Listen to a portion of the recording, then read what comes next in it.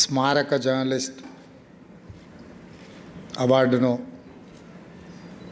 Senior పాత్రికేయులు వెంకటనారాయణ గారికి పెద్దలు శ్రీరామచంద్రమూర్తి గారు, యాదగిరి గారు ఇవ్వాలని ఈ కార్యక్రమంలో ప్రత్యేకంగా పాల్గొనాలని వారు ఆహ్వానించడం జరిగింది. వారి ఆహ్వానం మేరకు జస్టిస్ సుదర్శన్ రెడ్డి గారు, press academy chairman Srinivas Reddy గారు, కె శ్రీనివాస్ గారు, ప్రొఫెసర్ హరగోపాల్ సార్ గారు, అదేవిధంగా పుత్తూరు వెంకటేశ్వరరావు గారి కుమారుడు, వారి పుత్తూరు వెంకటేశ్వరరావు గారి అభిమానులు చాలామంది ఇక్కడికి వచ్చిండ్రు.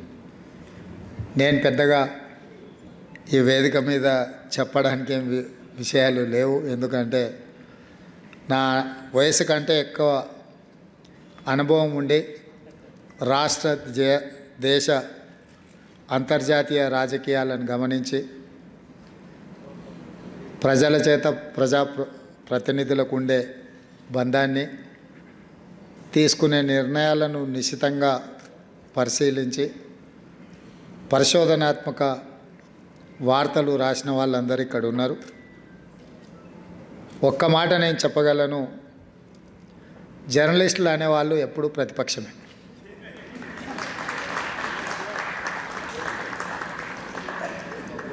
హరగోపాల్ సార్ చెప్పినట్టుగా మేము మోర్ పవర్ అంటాం, వాళ్ళేమో మోర్ ఫ్రీడమ్ అంటారు. ఇది రెండు వైరుధ్యాలు ఉన్న కాంబినేషన్. ప్రజల యొక్క సమస్యల్ని లేవనెత్తి వాటిని పరిష్కరించడానికి చేసే ప్రయత్నం ఒక జర్నలిజంలోనే అవకాశం ఉంటుంది. పరిశోధనాత్మక జర్నలిజం వల్ల రాష్ట్ర కేంద్ర ప్రభుత్వాలు కూలిన సందర్భాలు కానీ, పెద్ద నాయకులను చెప్పబడే వాళ్ళ మీద చర్యలకు అవకాశం కూడా జర్నలిస్టుల ద్వారానే జరిగింది. ఏది ఏమైనా ఈరోజు తెలంగాణ రాష్ట్రంలో ఏర్పడ్డ ప్రభుత్వం ప్రజల ఆకాంక్షలకు, పత్రికలు ప్రసార సాధనాలకు స్వేచ్ఛనివ్వాలని, వీలైనంత మేరకు వాళ్ళు లేవనెత్తుతున్న అంశాలను, ప్రస్తావిస్తున్న సమస్యల్ని పరిష్కరించాలన్న ఆలోచనతోనే మా ప్రభుత్వం ముందుకు వెళ్తుంది. అనుభవజ్ఞులు ఇచ్చే సూచనలని పరిపాలనలో తప్పకుండా పరిగణలోకి తీసుకొని ముందుకు వెళ్ళాలన్న ఆలోచనతోనే మా మంత్రివర్గము ఈరోజు ముందుకు వెళ్ళే ప్రయత్నం చేస్తుంది. మన రాష్ట్ర సరిహద్దులు దాటి జాతీయ స్థాయి, అంతర్జాతీయ స్థాయిలో వెంకటనారాయణ గారు తమ అనుభవాన్ని ఉపయోగించి 50 సంవత్సరాలు పైగా ఈ వృత్తిలో రాణించడం అనేది గొప్ప విషయము. నేను మొన్న కూడా ఒక వేదిక మీద మాట్లాడిన, ముఖ్యంగా మన తెలుగు వాళ్ళ ప్రభావం జాతీయ స్థాయిలో తగ్గుతూ వస్తుంది. ఇది మనకు పొంచి ఉన్న ప్రమాదము. అది రాజకీయంలో కావచ్చు, పాత్రికేయుల యొక్క సంపాదకీయంలో కావచ్చు, వివిధ రంగాలలో నైపుణ్యం ఉన్నవాళ్ళు, తెలుగు ప్రజల యొక్క గౌరవాన్ని పెంపొందించే వాళ్ళు తగ్గుతూ వస్తున్నారు. ఇది పరిగణలోకి తీసుకొని మనందరం కూడా ముందు జాగ్రత్తగా మేల్కొని ఆ దిశగా ప్రయాణించాల్సిన అవసరం ఉంది. ఆ రకమైన పరిస్థితులు, ఆ రకమైన ప్రోత్సాహం పెద్దల నుంచి ఉండాలి. పెద్దల సూచన మేరకు మళ్ళీ జాతీయ స్థాయిలో తెలుగు వాళ్ళ పాత్ర పోషించాలి. ఆనాడు పివి నరసింహారావు గారు, నీలం సంజీవరెడ్డి గారు, ఎన్టీ రామారావు గారు పోషించిన పాత్ర చివరగా కీర్తిశేషు జైపాల్ రెడ్డి, వెంకయ్య నాయుడు గారితో ఢిల్లీలో ఇక మనల్ని ఎవరిని గుర్తుపట్టే వాళ్ళు లేని పరిస్థితి.